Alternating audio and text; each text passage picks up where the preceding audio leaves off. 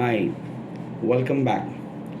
So from past few days we have been running polls and posts, and thank you so much for participating in the poll.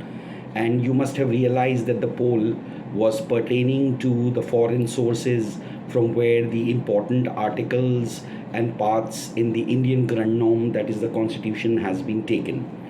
All right. Now, the reason behind that was very simple, because there is one particular accusation. I don't know if accusation is a very strong word, but I take it personally, hence I take it as an accusation, and people cast an aspersion. And there are a lot of cobwebs around it, where people say that Indian grand norm or Indian constitution is nothing but a bag of borrowed articles. It is a patchwork. It is a cut, copy, paste, so on and so forth. So let me just clear all the cobwebs, and I do not want to keep any iota of doubt, and hence this particular video is very important, because we're going to put rest to all these aspersions that has been casted, or the doubts, or any kind of things which clouds this entire idea that we have borrowed our constitution. So hi, my name is Professor Sajid Gilani, and I teach constitution out of passion and not compulsion. And if you are a law student or a judicial aspirant, or somebody who's taking the exams for MPSC and UPSC, or if you are simply interested in understanding the Indian constitution, this video is going to be particularly very important. So if you have your pen and paper handy, let's begin without a much ado. So I'm going to give you 3 reasons which would completely decimate this accusation about our constitution being a cut, copy, paste, or a quilt of patchwork. The first one is about adaptation over imitation. So people, those who understand the difference between imitation and emulation, would know that when you pick up something as it is and apply it, it is called imitation. But the framers of the Indian constitution didn't do that, because that was not the idea. Of course, we wanted to have the best of both the worlds, no doubt about it. But try and understand that we did not imitate, we did not just cut, copy, paste. In fact, we adapted it, we fused it, we synergized it, we synchronized it according to the socio-economic Indian systems, values, and of course, the pluralistic matrix. Now, let me support this with the evidence. Say, for instance,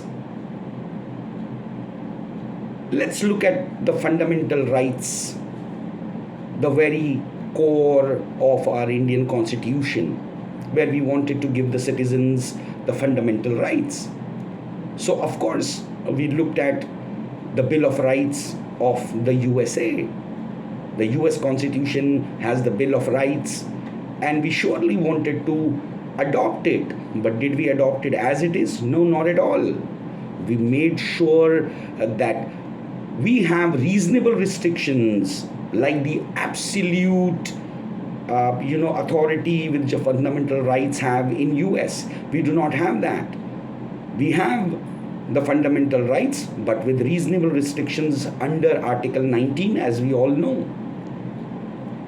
The second line of defense is about the stability and the continuity over chaos.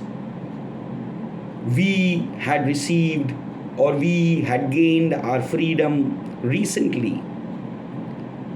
And the framers of the constitution did not wanted to do trial and error. They did not wanted to adopt a system which would probably collapse because it has never been tried. So the important thing over here was continuity, stability, and that is why the Government of India Act 1935 is the blueprint, and 75% of the Indian constitution has been adopted from the Government of India Act. And the last but not the least, and this is my personal favorite line of defense, which Dr. Babasaheb Ambedkar gave, and that was of pragmatic eclecticism. Eclecticism is a fusion where you take the best of the things and fuse it to the best of how it suits you. Where Dr. Babasaheb Ambedkar said that we have gone through, or rather rummaged through, all the constitutions of the world, and we wanted the best of both the worlds.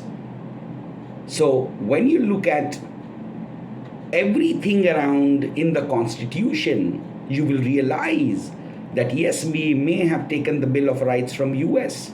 Yes, the directive principles of the state policy has been taken from Ireland. Federalism and judiciary has been taken from the Government of India Act. And of course, even in the federation, we have a strong unitary bias, which is taken from, of course, Canada. But this is not plagiarism. This is conventional wisdom.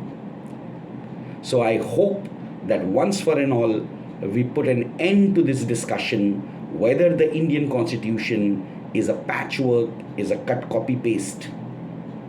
And if you are a law student or otherwise, anybody who's interested in this particular topic, I hope this video helped you in some way or the other. Please do take care of yourself. I'll see you soon. Bye-bye.